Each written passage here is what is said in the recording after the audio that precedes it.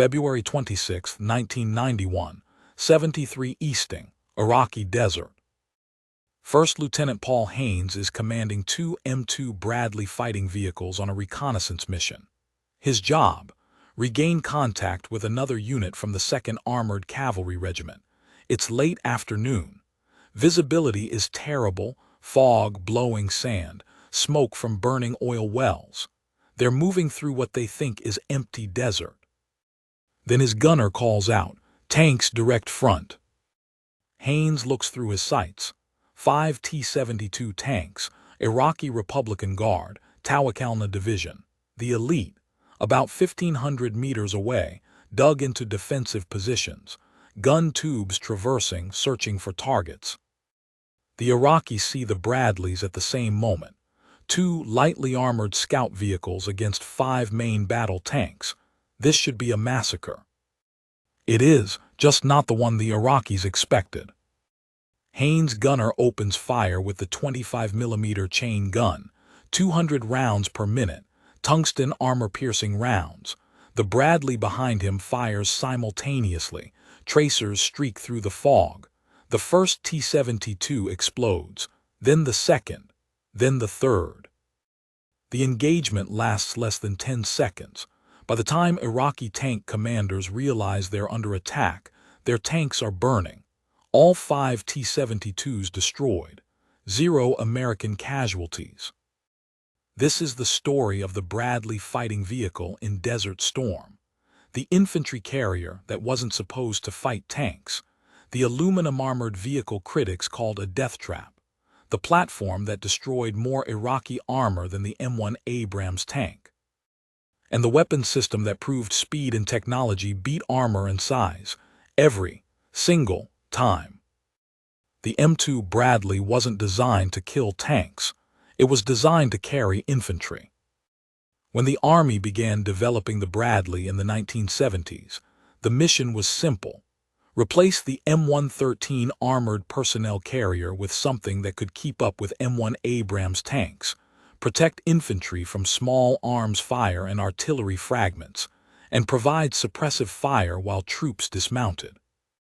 The Bradley accomplished all of that, but it added something the M113 never had: serious firepower.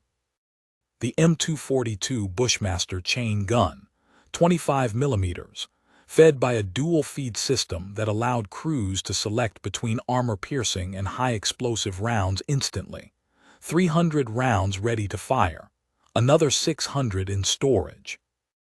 And mounted on the turret, a tow missile launcher, 2 launched, optically tracked, wire-guided anti-tank missiles, designed to kill Soviet tanks at ranges up to 3,700 meters.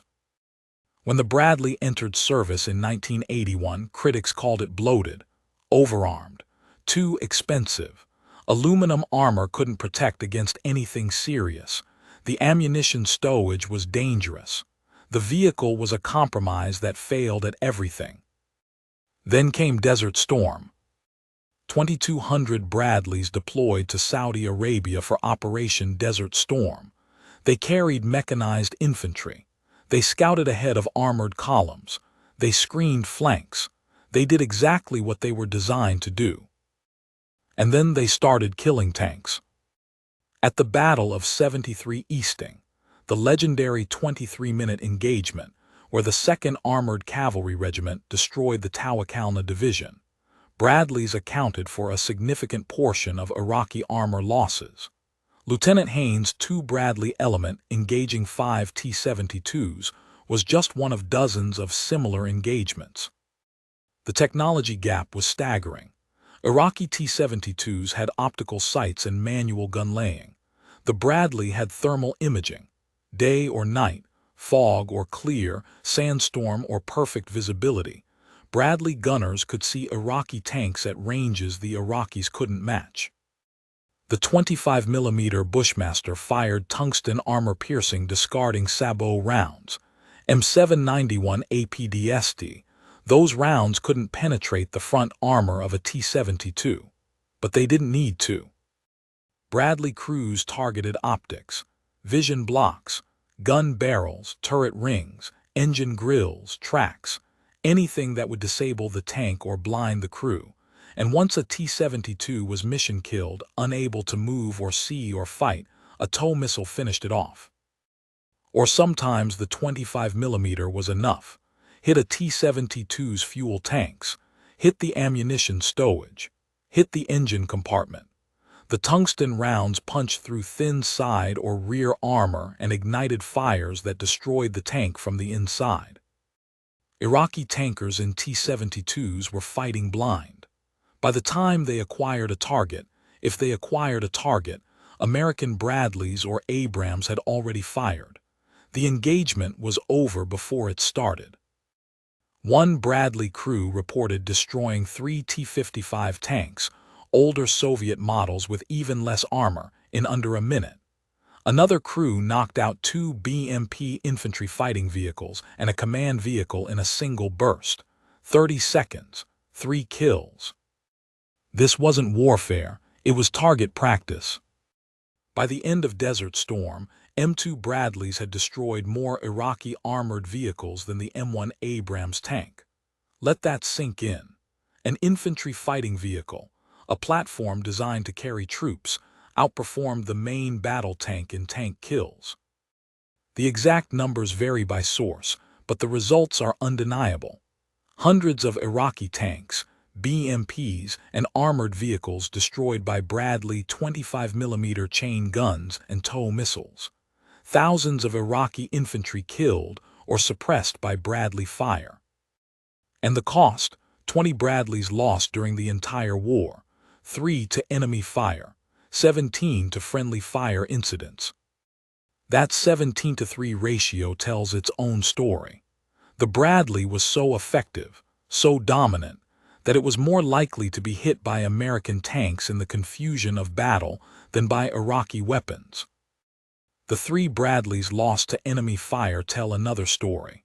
One was hit during the Battle of 73 Easting, possibly by an Iraqi BMP-1, possibly by an RPG. The gunner was killed.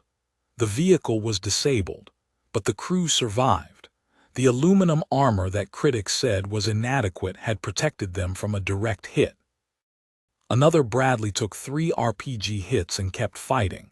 The spaced laminate armor, layers of aluminum with air gaps designed to defeat shaped charges, worked exactly as intended. The RPGs penetrated the outer layer. The inner layer stopped the jet. The crew was shaken but uninjured. The vehicle was damaged but mobile.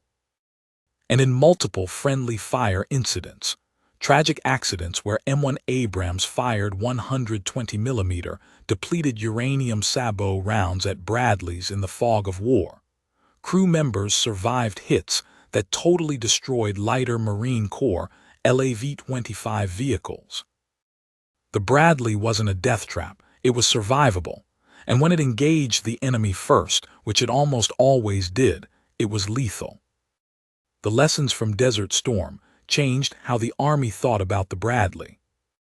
It wasn't just an infantry carrier anymore. It was a cavalry fighting vehicle, a reconnaissance platform, a tank killer, a system that could see first, shoot first, and kill first, the 3 factors that matter most on a modern battlefield. The M3 Bradley cavalry variant carries 2 scouts instead of 6 infantrymen, extra tow missiles instead of passengers. It became the primary reconnaissance vehicle for armored cavalry units. And the weapons kept getting better. After Desert Storm, the Army developed the M919 APFSDSD round, a fin-stabilized depleted uranium penetrator similar to what M-one Abrams tanks fire. That round can punch through the front armor of a T-72 at combat ranges. The Bradley that went to war in 1991 could disable tanks. The Bradley that deployed to Iraq in 2003 could destroy them head-on. Fast forward to 2023, Ukraine, Russian invasion. The United States sends M2 Bradley fighting vehicles to Ukrainian forces. Russian tankers, many of them veterans of previous conflicts, have seen Bradleys before. They know what they can do, and they're terrified. On January 12, 2024, footage emerges from Stepov, Ukraine. Two Ukrainian Bradleys engage a Russian T-90M Prorov tank, Russia's most advanced main battle tank.